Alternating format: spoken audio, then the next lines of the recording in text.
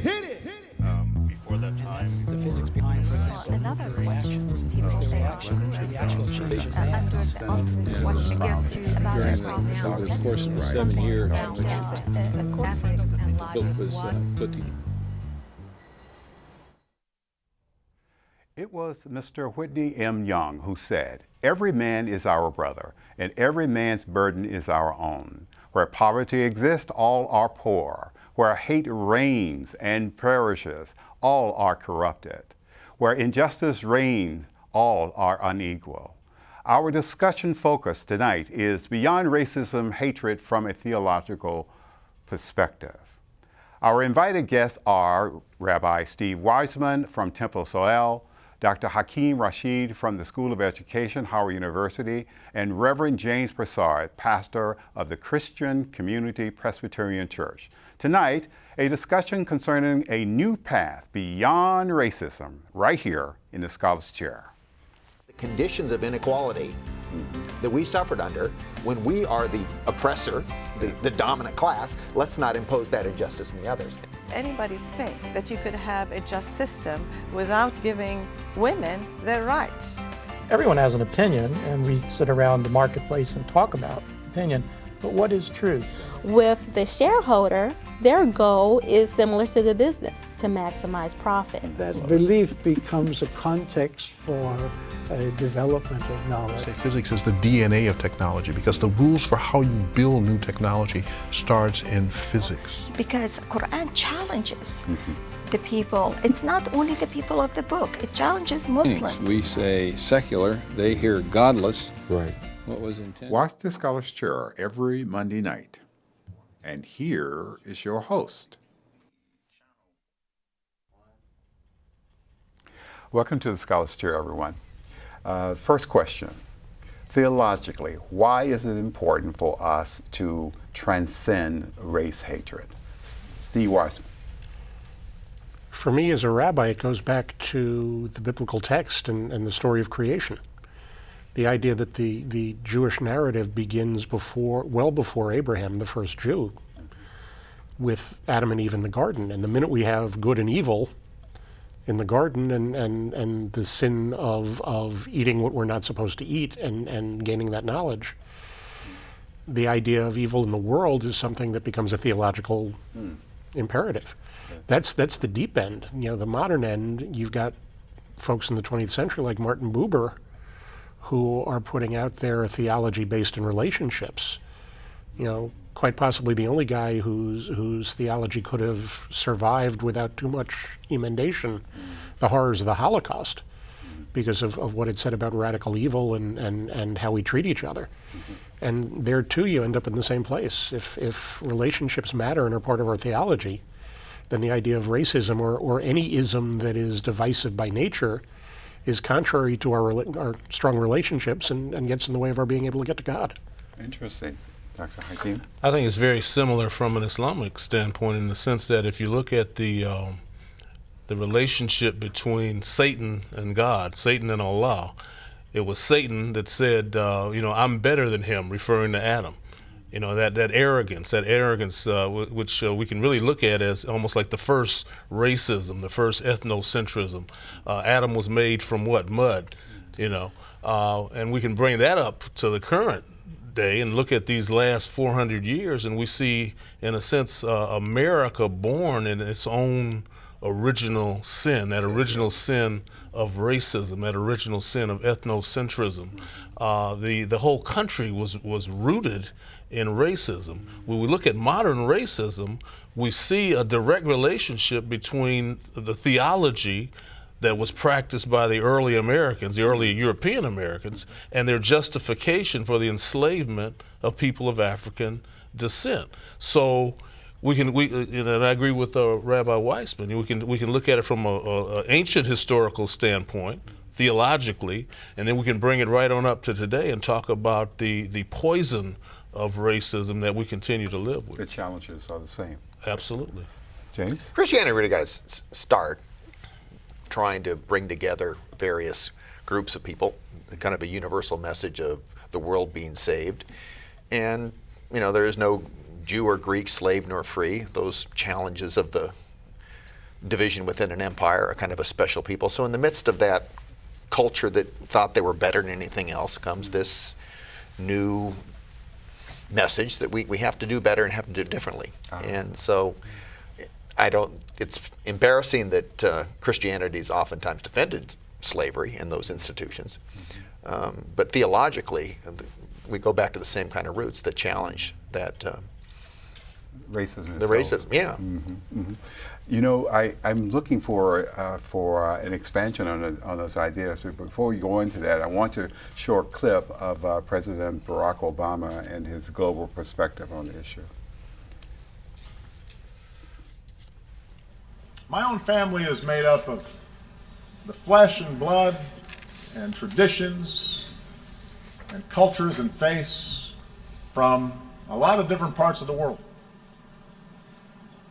Just as America has been built by immigrants from every shore.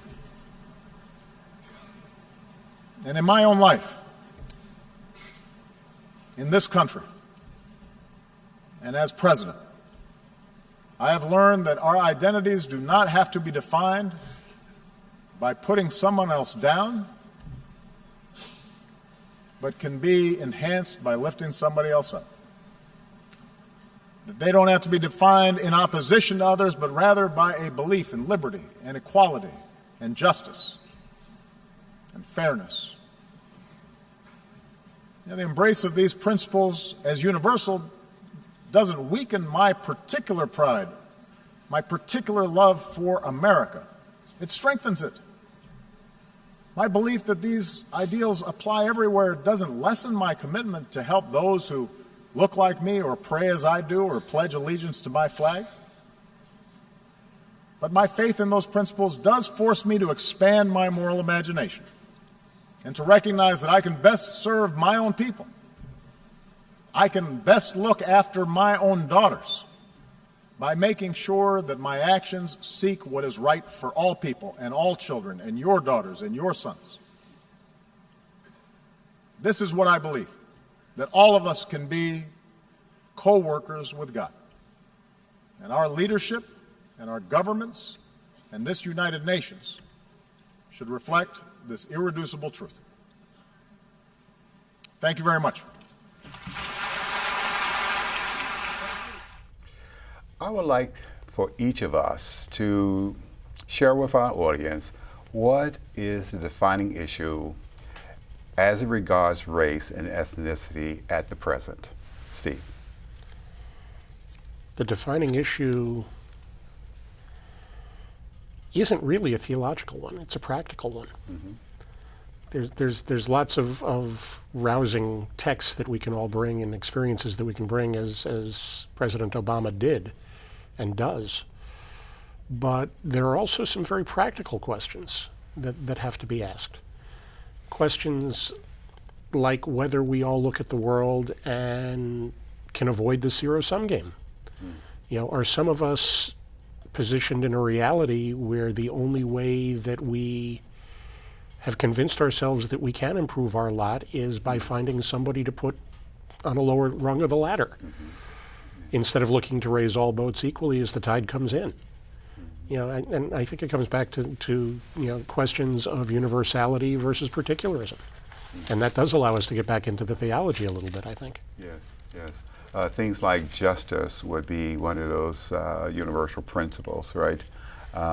Certainly, as I understand it, that my relationship to God has to be just, and my relationship to my fellow human beings have to be just. Right. So it is particular and universal. Yeah. So I think that's the point that you're making. Yeah. Genesis clearly says, you know, we were created in the divine image, all of us. And again, it's before the first Jew, so I have to see that as universal. But then immediately we are given a task. And part of that task is not only to be fruitful and multiply and fill the earth, but to become God's partners in taking care of it. And it generally looks towards nature and towards the animals, but you got to assume that it also includes taking care of each other. Excellent. Defining issue, Dr. Hakim. Well, I think the defining issue, and we have to look at it from a historical standpoint, is the need to eradicate white supremacy. We live in a a country that basically founded racism on this premise that Europeans were superior to everyone else.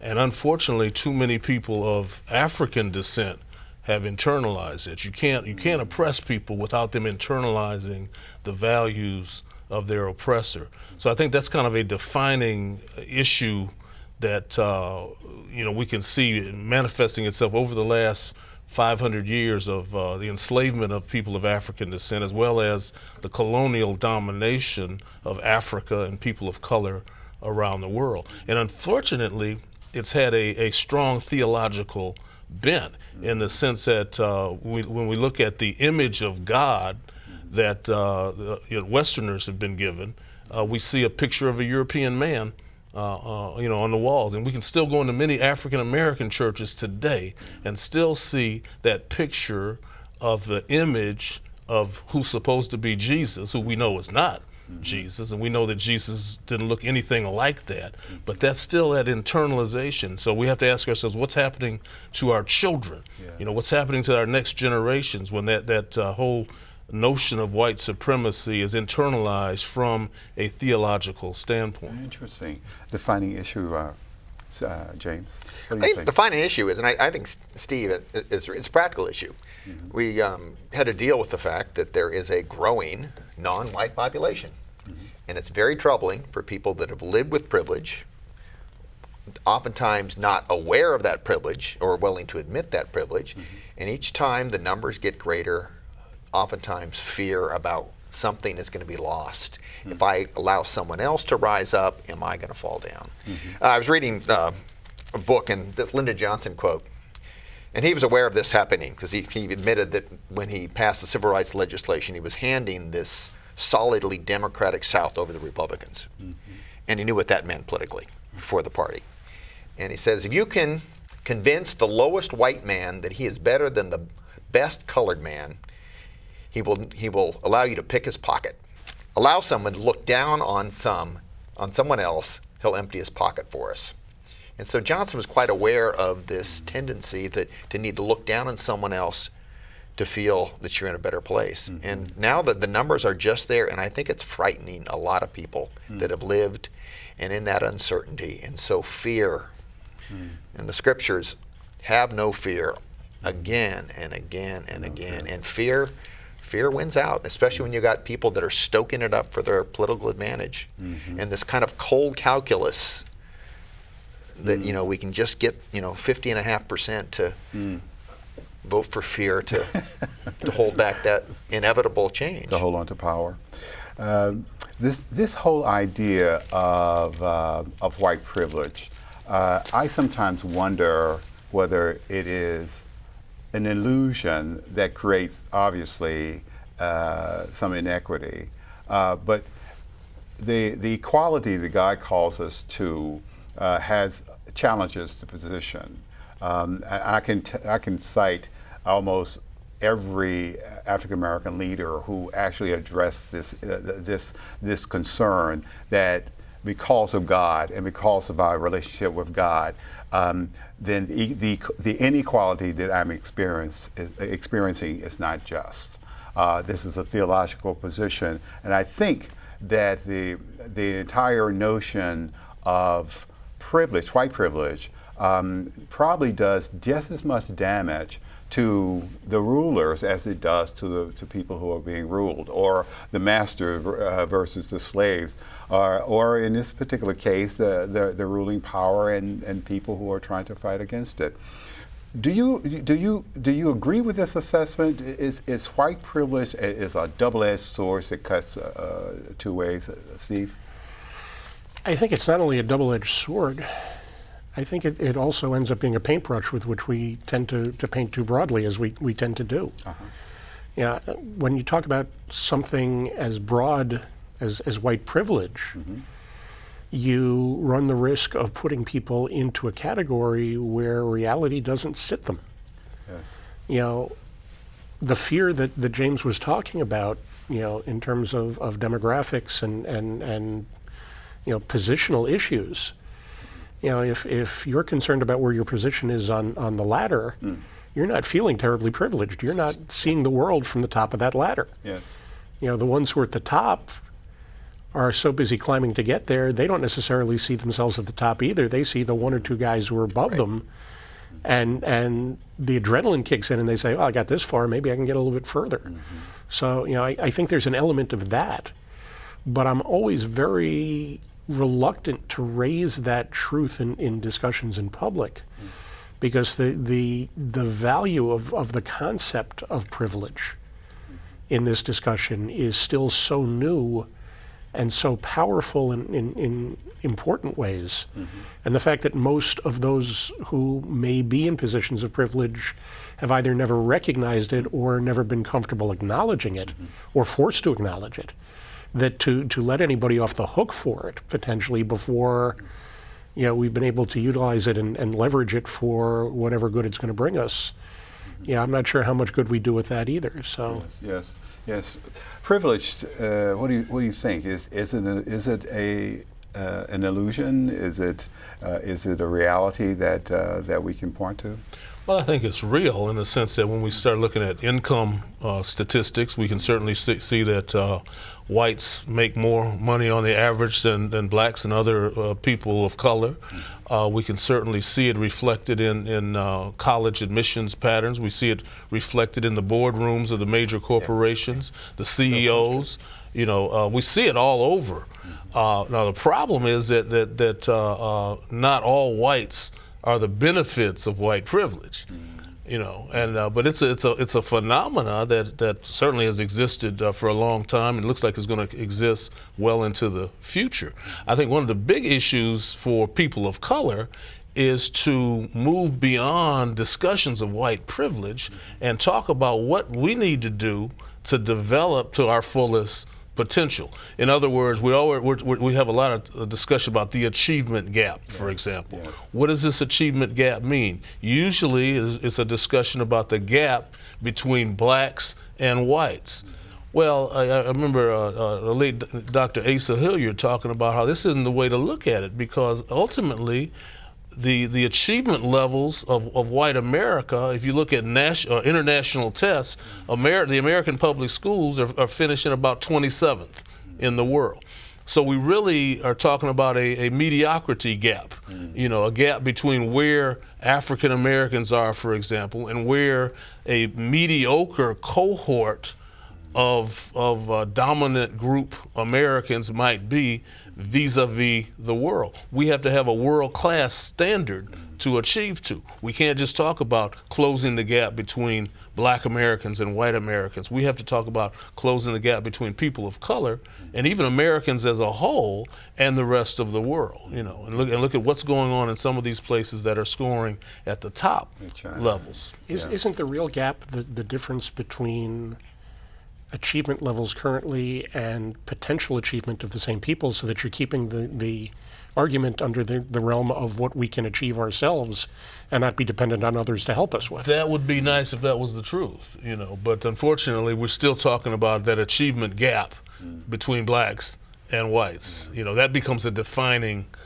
the whole idea issue of race, the whole idea of race identity takes our vision off of the facts. Absolutely. You know, and the reality of the situation. But there's also the issue, and I think it's coming up in this election. They talk about the income levels. Certain incomes over $100,000 for the first time ever will go to Democratic people, and you get down there. You look at the ladder analogy. A lot of people that are doing well, getting well educated, our schools are not better for everything, but our top students are as good as anybody's. Right.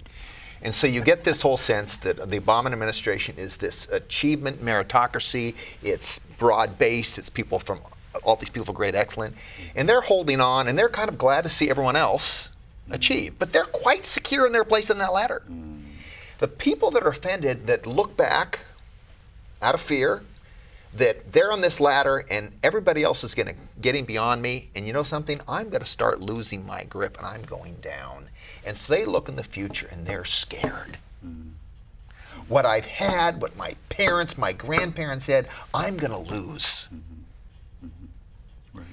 And that's where this is. So you feed that fear, and it's really real because they're just hanging on for dear life. And so we get the other parts of the congregation, which is a cultural meritocracy. Look at the president and his advisors and who they are, and there's women, there's people of color. Are you saying the elite? Talent. The elite are doing quite well. Yes. And so then you demonize the elite because they don't understand, and maybe the elite do not understand, and no one really understands, and they're hanging on for dear life, and they're saying anybody gets ahead of me means I'm going down, and it's a zero-sum game, and they are terrified. And you get people that feed that terror, you know.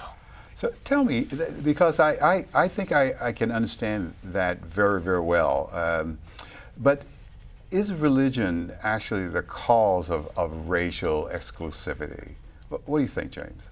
I don't think it is. Okay, good. Why? Why do you think it isn't? I mean, well, for people in the book, there's no theological justification for racism. A privilege of one or the other. Yeah. And all the texts are speaking against that from Genesis all the way through Revelation. So it's just not there in the text. And if you're people of the text, it's there. But once again, too often the people that interpret the text, until recently white males, they have a perspective that reads things in that certainly allow them to stay at the top of the heap. And I think that's the reality. That's human sinfulness. That is a political agenda that's hard to confront, but certainly it's not theologically embedded in what we claim to believe. Can we fix it? Yeah, I think we can. I think it comes down to opening up our levels of awareness. The lessons that we're learning from inclusion, from what we in the Reform movement are calling audacious hospitality, in terms of being welcoming to everybody where they're at. I had a woman come to me a number of years ago, right after the Jewish high holidays, where we do a lot of talking about God in critical prayers. The Hebrew phrase is Avinu Malkeinu, which in gendered language was once upon a time our Father, our King. And it's really hard to capture all of the nuances of that in ungendered language in the modern world. She came to me with the problem of, I have a real problem saying this prayer at all and seeing anything positive in calling God my Father, because in my own personal experience, my father was physically abusive to me. What am I supposed to do with this prayer? And that question raised a lot of issues for me that ultimately I had to work with her to try and solve more as a psychologist than as a rabbi or a theologian. But that's the same example, I think, that when we look at religious texts, we need to look at. I don't think we can blame religious texts and traditions for the problem, but I think we have to be aware that as a centerpiece of Western civilization, certainly, these religious texts are being read differently by different people of different experiences and different positions. And in order to begin the process of breaking down the silos, I've got to be able to recognize that words that sound benign or good to me may very well be causing significant angst and problems for somebody else based on their experience and their position. They've always heard it interpreted a different way. It makes sense. An interpretation, ISIS? No, I think that, again, when we recognize the fact that race as a concept has only been with us for 300 or 400 years, religion has been around a much longer period of time.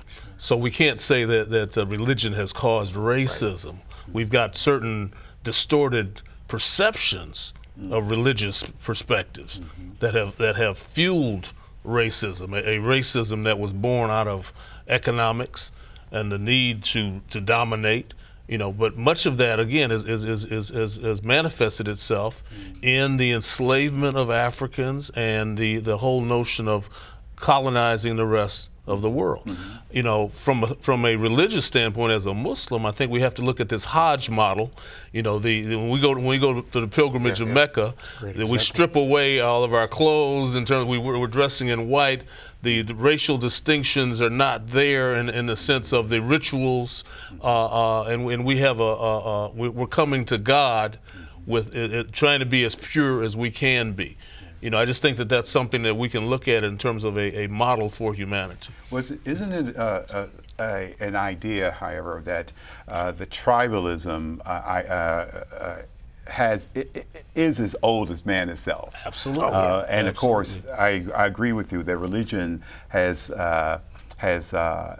informed humanity about reinterpreting what is the tribe. It's kind of like in the Old Testament we talk about who our neighbors are. Right, you know, right. we have to come up with a different definition. And that quote from the Quran: "We have made you into different nations and tribes so that you may respect one another." Yes, yes, perfect statement. Dr. King said that at the 11 o'clock hour on Sunday morning is the most segregated time in the hour of Christian America. I think we can say that just about all religions, not just Christianity. That sometimes on Fridays and sometimes on Fridays and Saturdays that the congregations or the community is segregated for this period of time. I know that there are massajids who are predominantly I want to say immigrant, but that's not exactly the right term for it. And then there are huge masjids or mosques that are full of African Americans, and you can go on along the ethnic chain. You know, people tend to congregate with people who they perceive as being like them. Do you agree with this assessment, and how do we fix it? Well, I think it's a reality. I think it has a historical base, just like the segregation of Christian churches on Sunday morning. You know, people do tend to associate with members of their own community. I think that we can try to break that down by visiting across cultural and ethnic lines and you know, learning about each other. Mm-hmm. Interesting. A quick question, so I can get some of my questions off the list. What is the theological benefit of accepting racial diversity? What is that benefit? I think it opens your horizons to see things differently. I think people like to learn. I really think people want to be freed of their racism. I think people really want to get past these things that they don't quite understand. Mm-hmm. And when you really have, and there's a lot more diversity in our town than there used to be. I remember one of the former pastors that was there, he remembers in 1968, they got together, they had to find one black family. Mm-hmm. They got to integrate the church. And now it's 15, 20%, and that's not an issue. But really, I think people would really like to grow. They like to get past those things. But if you grew up in it for a long time and you're older, it's hard. It's not easy. I agree. The question? Yeah, it's the same question. Again, I've got two different answers for it. One's historic and one's practical in the modern world. Good. You know, if you look at 3,500, 5,000 years of Jewish history, mm-hmm. there are few, if any, times where there is this monolith of Jewish reality where there's one view. And part of that is because Judaism has very rarely been a majority position. Right. So even in some of those majority position times, you've had multiple realities of what Jewish was. Mm-hmm. I mean, whether it's, in the more modern world, it's the difference between European and African, Middle Eastern culture and the Ashkenazim and Sephardim, which has played out in Israel on some very outrageous lines at times. Sure.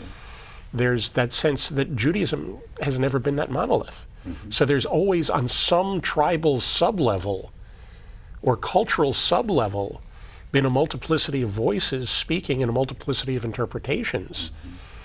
Presumably your culture and your tribal identity making you more comfortable where you should be. Mm-hmm. But I'm sure there were occasions where there was an Eastern European Jew who was much more comfortable with Moroccan tradition than otherwise. You know, the modern... You have to have the last word on that particular issue. We have come to the end of our Scholars Chair. Tonight we have been talking to Steve Weisman, Dr. Hakim Rashid, Reverend James Brassard, concerning the new path beyond racism through a theological perspective. And you can see our programs on a blog on readoncommunications.com. You can also follow us on Facebook and Twitter. For those who want to go on email, they can send us an email at scholarschair@gmail.com. I am Khalil Shadid. Good night.